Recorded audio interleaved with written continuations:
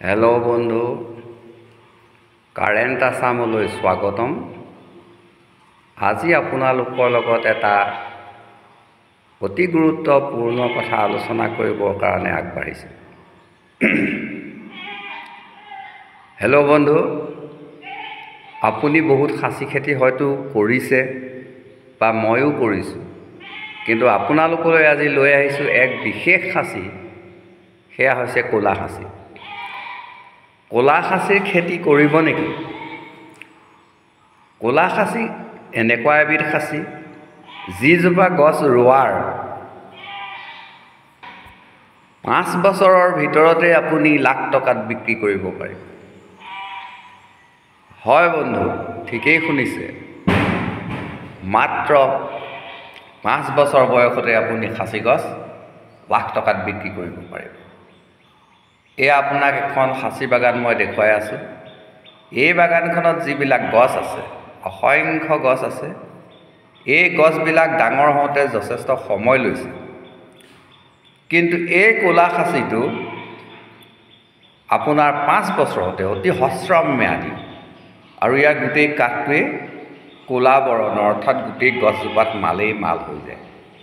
ইয়াত কোনো পতালি হাতুৰি মাৰি থাকিবৰ দৰকাৰ নাই, গোটেই গছজোপাই মালামাল হৈ যায়। গতিকে অতি কম সময়ৰ ভিতৰতে ইয়াৰ পৰা আপুনি বহু লাখ লাখ টকা ল'ব পাৰিব। হেল্ল' বন্ধু, আপোনাক এটা অনুৰোধ কৰোঁ, মোৰ ভিডিঅ'টো আপুনি একেবাৰে শেষৰ শব্দটোলৈকে আজি স্কিপ নকৰাকৈ চাবই লাগিব। তেতিয়াহে আপুনি আচল তত্ত্বটো পাব। আৰু যদি আপোনাৰ সময় নাই, আপুনি এতিয়াই এই ভিডিঅ'টো স্কিপ কৰি দিয়ক, আপুনি নাচাব।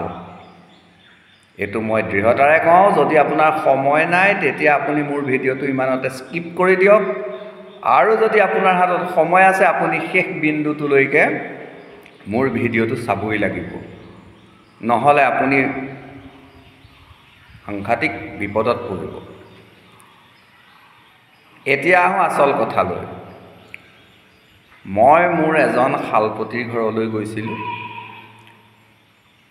শালপতিয়ে ক'লে, মানে ঘৰলৈ গৈছিলোঁ যদিও মই তেখেতৰ ঠিক ঘৰৰ কাষৰ এঘৰলৈহে গৈছিলোঁ, তেখেতৰ ঘৰলৈ যোৱা নাছিলোঁ। শালপতিয়ে ক'লে যে আপুনি ক'লা খাচী কৰিব নেকি? মই বোলো কি খাচী? বোলে ক'লা খাচী। মই বোলো ক'লা খাচীটোনো কেনেকুৱা? মইতো ক'লা খাচী পোৱা নাই। তেখেতে ক'লে ক'লা খাচী ছালখনৰ পৰাই ক'লা, গোটেই গছডালেই ক'লা, আৰু আপুনি তাক ৰোৱাৰ 3 বছৰৰ ভিতৰতেই ফল ফুল জাতিষ্কাৰ হৈ যাব, আৰু 5 বছৰতে আপুনি বিক্ৰী কৰি দিব পাৰিব। ইয়াৰ কোনো কাটি পেলাই দিয়াৰ প্ৰশ্ন নাহে, গোটেই গছজোপাই মালেই হৈ যায়। মই বোলো ভাল কথা, আপুনি ৰুইছে নেকি? বোলে মই 5ডাল ৰুলোঁ। আচ্ছা, আপোনাৰ 5ডাল আপুনি ক'ত সঁচ পালে? বোলে যোৰহাটৰ একেবাৰে ধুনীয়াকৈ গাড়ীত লৈ আহি মোৰ ঘৰত মাটি চিলেক্ট কৰি ৰাসায়নিক জৈৱিক সাৰ দি তেখেতসকলে নিজেই ৰুই থৈ গৈছে। বোলো দাম কেনেকৈ ল'লে? বোলে এটাত 500 টকাকৈ। এটাত 500 টকাকৈ তেখেতে পুলি ৰুলে। ঠিক আছে, মই বোলো ভাল কথা, মই আপোনাৰ পৰাই তেতিয়াহ'লে সঁচ নিব পাৰিম, কাৰণ এবছৰৰ ভিতৰতে যেতিয়া ফলে ফুলে জাতিষ্কাৰ হৈ যাবই, তেতিয়াহ'লে আৰু মোৰ কোনো অভাৱেই নাথাকিব। তেখেতে ক'লে হ'ব, ঠিক আছে, নিব। এটা পুলিত 500 টকাকৈ তেখেতৰ ঘৰত 6টা পুলি 3000 টকাত ৰোপণ কৰি থৈ গ'ল। সেইটো আছিলে 21-22 চনৰ কথা। কালি মই তেখেতৰ ঘৰলৈ গৈছিলোঁ, আৰু তেখেতৰ ঘৰলৈ যাওঁতে, কাৰণ মইতো আৰু এতিয়া খাচীৰ লগতেই লাগি থাকোঁ, প্ৰায়ে সময় পালেই খাচীৰ কথাই চিন্তা কৰোঁ। তেখেতক ক'লোঁ যে আপুনি যে ক'লা খাচী কৰিছিল আৰু মোকো সঁচ দিয়াৰ কথা আছিল নহয়, এতিয়াতো আপোনাৰ 5 বছৰ হৈ গ'ল, ব'লকচোন আপোনাৰ ক'লা খাচীকেইডাল চাওঁ। তেখেতে মোৰ চকুলৈ চাই বৰ সুন্দৰ হাঁহি এটা মাৰিলে, বৰ ধুনীয়াকৈ হাঁহি এটা মাৰিলে, আৰু মোক বাৰীলৈ লৈ গ'ল। বাৰীত গৈ দেখিলোঁ তেখেতে 6টা খাচী পুলি ৰুই থোৱাটো হয়, কিন্তু এটাইকেইটা পুলি 2 ফুটতকৈ ওখ হোৱা নাই, এটা পুলিও 2 ফুটতকৈ ওখ হোৱা নাই। আৰু তেখেতক মই ক'লোঁ এইকেইটাতো সাঁচি পুলি নহয়। তেখেতে কৈছে হয় বুলি দিছিলে। মই বোলো হয় বুলি দিছিলে, কিন্তু এইকেইটা আপোনাৰ বনৰীয়া চাবাটানি গছ, এইকেইটা চাবাটানি বনৰীয়া গছ, এইটো ছাগলীয়ে খায়। আমাৰতো বাৰীত এনেকুৱা পুলি ঢেৰ আছে, আৰু ই ওখ নহয় নহয়, ই বৰ বেছি 3 ফুট বা 4 ফুট ওখ হয়, আৰু একো কামত নাহে, ছাগলীয়ে খায়। তেখেতে তেতিয়া কৈছে যে হয়, মোক ঠগি থৈ গ'ল, 3000 টকা মোৰ লৈ গ'ল। মই তেতিয়া তেখেতক ক'লোঁ যে আপোনাৰ ওচৰত ফোন নম্বৰটো আছেনে? বোলে ডায়েৰীত লিখি থোৱা আছে। ঘৰলৈ আহিলোঁ, তেখেতে ডায়েৰীখন উলিয়ালে, ফোন নম্বৰ লগালে, নাই ফোন নহয়, এইটো নম্বৰে নহয় বুলি কয়, নট ৰিচিভেবল, মানে এইটো নম্বৰে নহয় বোলে, অবৈধ। হেল্ল' বন্ধু, সেইকাৰণে মই আপোনাক কৈছিলোঁ যে শেষলৈকে আপুনি মোৰ ভিডিঅ'টো চাব লাগিব। এতিয়া মোৰ ভিডিঅ'টো শেষ হৈছে, পাছৰখিনি আপুনি বিবেচনা কৰিব। যিকোনো মানুহৰ কথাত ভুলকৈ আপুনি অধিক দামত সাঁচি পুলি নিকিনিব। সাঁচিৰ বিশেষ ক'লা জাত বুলি কোনো জাত নাই। সাঁচিৰ সঁচাকৈ আছে, বহুত জাত আছে, কিন্তু আমি গোটেইসোপা সাঁচি বুলিয়ে ধৰি লওঁ, সাঁচি বুলিয়ে ধৰি লওক। আৰু ইয়াৰ ভিতৰত মই কৈ আছোঁ, এতিয়া চিনা অতি সহজ উপায়। যিজোপা গছত পোকে খাইছে, যিজোপা গছত মাল আছে, যিজোপা গছত কম গুটি লাগিছে, সেইজোপা গুটিৰে আপুনি পুলিৰে মানে গুটি সংগ্ৰহ কৰক, আৰু বয়সীয়াল হ'ব লাগিব গছজোপা। আৰু যিজোপা গছত আপোনাৰ একদম ওলমি গুটি লাগিছে, আপুনি সেইজোপা ব্যৱসায়ৰ কাৰণে আনি পেলাই পুলি কৰিব পাৰিব, কিন্তু আপুনি ৰুবৰ কাৰণে সক্ষম নহয়। এইখিনিতে কৈ থৈছোঁ, এইটো এটা মোৰ চখ, এইটো এটা মোৰ হাবিয়াস, ইয়াতেই মোৰ আনন্দ আছে। মই সাঁচি গছবিলাক চাই ফুৰোঁ, সাঁচি গছবিলাক মই ষ্টাডি কৰোঁ, আৰু সাঁচি গছত মই কিখিনি কথা জানো আপোনালোকৰ লগত ভাগ বতৰা কৰিছোঁ। তাতকৈ বিশেষ একো নাই। মই আপোনাক সাঁচি গুটি দি পেলানি পইচা ল'ম, আপোনাক সাঁচি পুলি দি পেলানি পইচা ল'ম, বা আপোনাক মই সঁচাই মিছাই কিছুমান কথা কৈ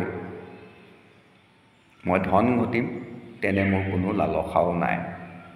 আপোনালোকক মই ধুনীয়াকৈ ৰোড মেপ দি দিছোঁ, মোৰ ভিডিঅ'বিলাকৰ জৰিয়তে মই ৰোড মেপ দি দিছোঁ।